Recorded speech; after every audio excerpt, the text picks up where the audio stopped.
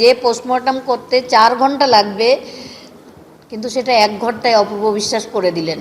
RG Kar medical college হাসপাতালে নিহত চিকিৎসকের ভিসেদার নমুনা বিকৃত করা হয়েছে মুখ্যমন্ত্রী বা তৃণমূলের নির্দেশে।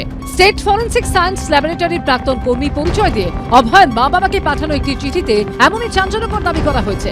বৃহস্পতিবার সেই চিঠি তারা আদালতে পেশ করেছেন। আরজিকর কাণ্ডে অবশ্য প্রমাণ নষ্টের চেষ্টার অভিযোগ এই প্রথম নয়, শুরু থেকেই বারবার এই অভিযোগ সামনে এসেছে। শুরুটা হয়েছিল তড়িঘড়ি মৃতদেহ সৎকার দিয়ে। যে নির্মল ঘোষ, সোমনাথ দে এবং সঞ্জীব মুখার্জি, এরা দ্রুত নিয়ে আমার মেয়ের দেহটাকে পুড়িয়ে দেওয়ার ব্যবস্থা করেছে। এবং সেদিন আমরা দেখেছিলাম আমার মেয়ের দেহটা যখন চুল্লিতে ঢুকে গেছিল, তখন আমাদের লোকাল এমএলএ সে আমাদের এই সঞ্জীব মুখার্জির পিঠ চাপড়ে ওয়েল ডান বয় বলছিল।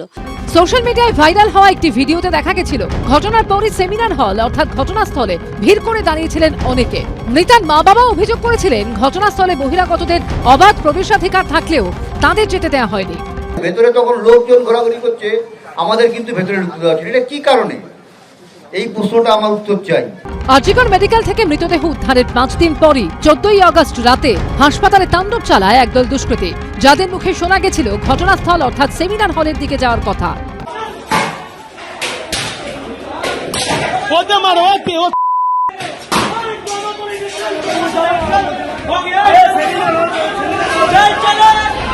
ইমার্জেন্সি বিল্ডিং এর 4 তলায় যে সেমিনার হলে চিকিৎসকের মৃতদেহ উদ্ধার হয়েছিল, তদন্ত চলাকালীন তার ঠিক উল্টো দিকের ঘরে ভাঙচুর করে শুরু হয়ে গেছিল সংস্কার। 2024 সালের 22শে আগস্ট সুপ্রিম কোর্টের তৎকালীন প্রধান বিচারপতি ডিওয়াই চন্দ্রচূড়ের বেঞ্চ অবধি বলেছিল ঘটনার তথ্য প্রমাণ সংরক্ষণে দেরি করা হয়েছে।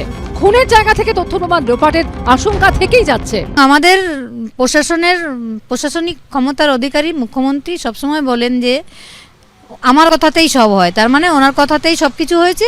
যে অফিসাররা এই দায়িত্বে ছিলেন তাদেরকেই যদি জিজ্ঞাসাবাদ ভালো করে করেন, আমার মনে হয় এটা উঠে আসবে প্রকৃত সত্যটা। যতই রাজনৈতিক পরিবর্তন হোক, রাজনৈতিক ক্ষমতায়ন হোক, মানুষ কিন্তু বিচারের আশাতেই এখনো বসে আছে। এবার সামনে এলো আরো চাঞ্চল্যকর অভিযোগ। সত্যের জন্য যে কোনো বিষয়ে নতুন কিছু এলেই সেটা তদন্তে নিশ্চয়ই কাজে লাগানো উচিত। সেই চিঠি যিনি লিখছেন তার উদ্দেশ্য, তার বিশ্বাসযোগ্যতা, তার কাছে কি প্রমাণ আছে, নাকি তিনি হঠাৎ বাজার গরম করে দিতে এগুলো লিখে দিলেন, একটা স্পর্শকাতর ইস্যু, আবেগের জায়গা, সেগুলো খতিয়ে দেখা উচিত। এইসবের পিছনে আসল মাথাকে তা কি তদন্তের সামনে আসবে সেটাই দেখার। ঝিলাম করঞ্জাই, আশাবুল হোসেন ও Shibashis মৌরিকের report, ABP Ananda.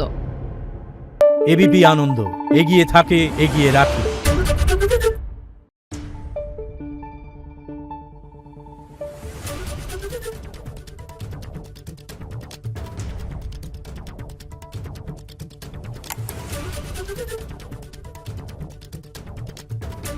Thank you.